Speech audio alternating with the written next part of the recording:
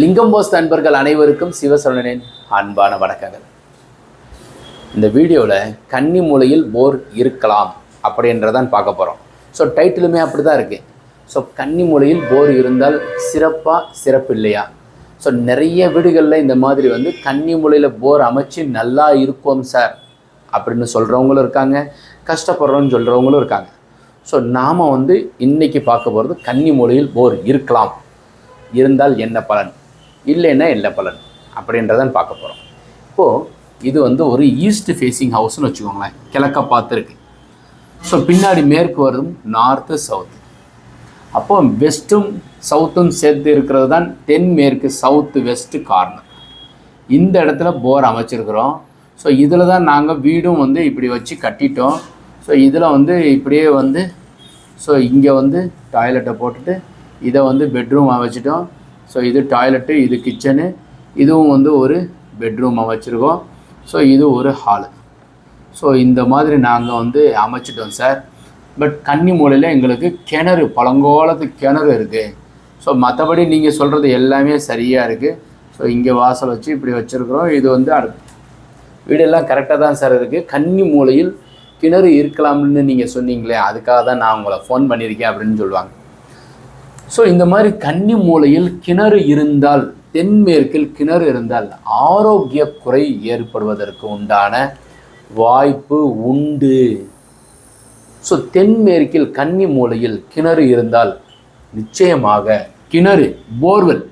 So borewell இது east facing மட்டும் இல்லை.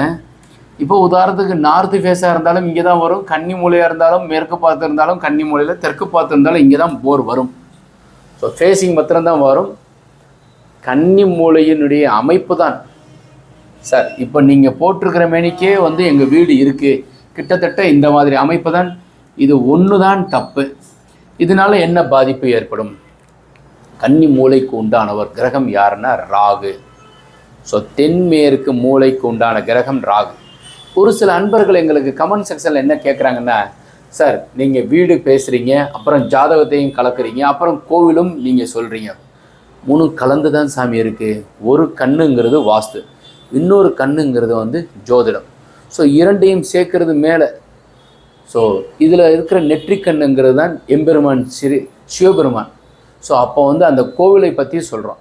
இப்போ தப்பு இருக்குது, இதை சரி பண்ணணும். அதுக்கு தீர்வு 80 to 90% தெரியாது. கன்னிமூலையில் இருக்கிற போரை மூடணும்னா எங்ககிட்ட காசு கிடையாது, ஆரோக்கியம் இல்லை.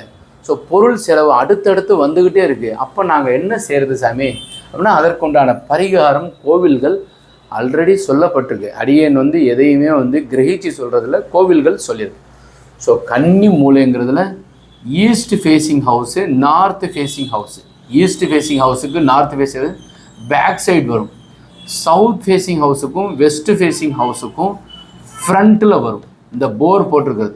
இப்போ உதாரணத்திற்கு ஒரு தெற்கு பார்த்து வீடுன்னு வச்சுக்கோங்களேன். ஸோ இது கன்னி மூலை, தென்மேற்கு மூலை ஃப்ரண்ட்டில் இருக்கும். ஸோ எப்போவுமே சவுத் ஃபேஸிங் ஹவுஸுக்கும் வெஸ்ட் ஃபேஸிங் ஹவுஸுக்கும் ஃப்ரண்ட்டில் தான் இந்த கன்னி மூலை தென்மேற்கு பகுதி வரும். ஒரு சில நண்பர்கள் இந்த பக்கம் போர்ட்டிகோ வச்சுருவாங்க, இல்லைன்னா செப்டி டேங்க் வைப்பாங்க, ஏதோ ஒன்று வச்சுருவாங்க. அதில் முக்கியமாக இந்த போர்வெல்ங்கிறது பூமியிலேருந்து தண்ணி எடுக்கிறது. ஸோ தென்மேற்கிலேருந்து தண்ணி எடுத்து நம்ம முன்னையும் பயன்படுத்துகிறோம். கழிவை கொண்டு போய் அதில் இறக்குறோம், பூமியில் இறக்குறோம். அது எந்த பகுதியில் இருக்கணுங்கிறது இருக்குது. இப்போது தென்மேற்கு கன்னி மூலையில் சவுத்து வெஸ்ட்டில் போர் தெற்க பார்த்த வீட்டுக்கு இருக்கும்போது பொருளாதாரத்தில் மிகப்பெரிய ஒரு சரிவு ஏற்படுங்க. ஸோ எதேஷ்டமான சரிவு இப்போ ஒருத்தவர் கன்னி ராசி இருக்காருன்னு வச்சுக்கோங்களேன், புதுசாக ஒரு தொழில் தொடங்கியிருக்காருன்னு வச்சுக்கோங்க. ஸோ இந்த ராகு தசை அவருக்கு வந்துருச்சுனாக்கா நிச்சயமாக இந்த மாதிரி கன்னி மூலையில் போர் போட்டிருக்கிறோம், கன்னி ராசி. ஸோ அவருக்கு ராகு தசை வந்துருச்சுனாக்கா நிச்சயமாக எவ்வளோ பெரிய வியாபாரத்தில் செஞ்சுருந்தாலும் சரிவு ஏற்பட்டுரும். 7.5 நடந்துட்டு இருக்கும்போது கன்னி மூலையில் 7.5 நடக்கும்போது, இப்போ 7.5 யாருக்கு நடக்குது அப்படின்னு சொன்னோம்னாக்கா, மகர ராசிக்கு 7.5 நடந்துட்டுருக்கு, கும்ப ராசிக்கு 7.5 நடக்குது, அதுக்கப்புறம் மீன ராசிக்கு 7.5 நடக்குது. இந்த 3 ராசிக்காரர்களுக்கு 7.5 நடக்குது. இந்த மாதிரி கன்னி மூலையில் போர் போட்டுட்டோம்னா லோன் அடைக்கிறதுக்கு நம்ம கஷ்டப்படுவோங்க. லோன் வாங்குறதே நம்ம நிச்சயமாக அந்த லோனை திருப்பி கொடுக்க முடியும். பேங்க்காரனே நம்மளுடைய எலிஜிபிலிட்டி பார்த்துட்டு தான் லோன் கொடுக்குறாரு. எந்த பேங்க்காரங்களும் வந்து கன்னிமொழியில் போர் போடக்கூடாதுன்னு சொல்லலை. பட் நம்ம போரை போட்டுட்டோம்னா நிச்சயமாக ரீபே பண்ணுறது கஷ்டம், ஆரோக்கியத்தில் குறை வர்றது, எதிர்பாராத விதமாக நம்ம வெளிநாட்டில் போய் மாட்டிக்கிறது, இது போன்றது எல்லாமே கன்னிமூலையில் இருக்கிற போர்வெல் தான். இப்போது கன்னிமூலையில் போர் கண்டிப்பாக இருக்கக்கூடாது. ஸோ முதல் டைட்டிலே வந்து கன்னிமூலையில் போர் இருக்கலாம் அப்படின்றதான். பட் கண்டிப்பாக இருக்கக்கூடாது. பழைய வீடுகளில் வந்து ஆல்ரெடி போடப்பட்டிருக்கிறது எப்படி மாற்றுறது, புதுசாக போடுறவங்க வேணால் அவாய்ட் பண்ணலாம்.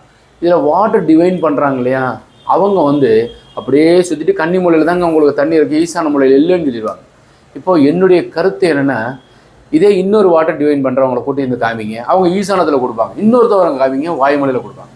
நம்ம உடம்புல வந்துங்க ரத்தம் வந்து ஓடிக்கிட்டே இருக்குது சுற்றி, எங்கே குத்தினாலும் ரத்தம் வரும். கரெக்டாக? ஸோ அதே இது வந்து ஏதோ நம்ம ஒரு ட்ரிப்பு ஏற்றணும், ஐ மீன் குளுக்கோஸ் ஏற்றணும், இல்லை ரத்தமே ஏற்றணும்னா கையிலேயே இல்லைன்னா நரம்புல ஏதோ ஒரு பகுதியில் அதை பார்த்து தான் ஏற்றணும். அது மாதிரி எங்கேருந்து போர் போட்டு தண்ணி எடுக்கணும் அப்படின்னு இருக்குது. ஸோ அதனால் ஈசான மூலையில் தான் போர் போடுறோம், கன்னி மூலையில் டேங்க்கு தான் வைக்கணும் உயரமாக. அந்த மாதிரி கன்னி மூலையில் என்ன இருக்கணும், இருக்கக்கூடாது. அப்போ வந்து கன்னி மூலையில் தான் உங்களுக்கு தண்ணி இருக்குன்னு சொன்னால் அப்போ ஈசானத்தில் கிடையாதா? கண்டிப்பாக இருக்கும். உங்கள் ஜாதகத்தை நீங்கள் வந்து விருச்சிக ராசியாக இருந்தால் கீழே போய் தண்ணி கிடைக்கும். ஏன்னா விருச்சிக ராசிக்கு சந்திரன் நீச வீடு, செவ்வாய் ஆட்சி வீடு, கீழே போய் தண்ணி கிடைக்கும். ஒருவேளை உங்கள் ஜாதகத்தில் சந்திரன் 6, 8, 12 மறைந்திருந்தால் தண்ணி இருக்காது, இல்லை கீழே போய் கிடைக்கும். இவ்வளோதான். யாருக்குமே தண்ணி இல்லைங்கிறது கிடையாது. ஓசூரில் 900 அடி போர் போட்டு தண்ணி வந்திருக்குன்னு சொல்லுவாங்க. இதில் வந்து தண்ணி வந்தோடனே நிறுத்துறது தான் சரியான வந்து ஒரு தீர்வு. இப்போ போர் போட்டிருக்கிறோம், தப்பாயிருச்சு, கன்னி மூலையில் இருக்குது, பெரிய அளவில் நாங்கள் சஃபர் ஆகிட்டுருக்கோம். எந்த கோவிலுக்கு போகிறது? திருப்பாம்புரம்னு ஒரு கோவில் இருக்குது, கும்பகோணத்தில் இருக்குது.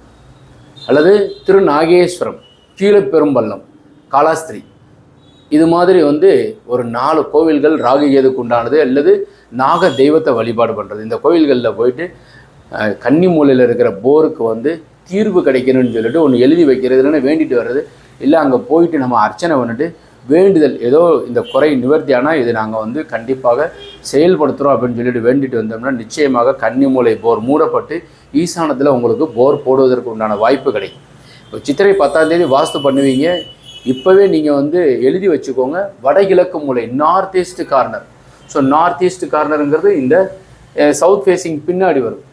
So north east corner only to provide a borewell, don't provide the south west corner borewell. தென்மேற்கு கன்னி மூலையில் போர் போட வேண்டாம். இப்போது இந்த அமைப்பை பார்த்தோம், போர் போடுறது. ஸோ இது மாதிரி நிறைய வீடியோவில் வந்து பிளான் சம்மந்தப்பட்டதில் 5Gங்கிறது பேசியிருக்கிறேன். தேவைப்படுறவங்க கீழே இருக்கிற நம்பருக்கு வாட்ஸ்அப்பில் உங்களுக்கு பிளான் தேவைப்பட்டால் நீங்கள் கான்டாக்ட் பண்ணலாம். வாஸ்துப்படி உள்ள வீட்டில் வசிப்போம், வளமுடன் வாழ்வோம். மீண்டும் நாளை ஒரு அருமையான தகவலுடன் சந்திப்போம். வணக்கம். சிவாய நமக.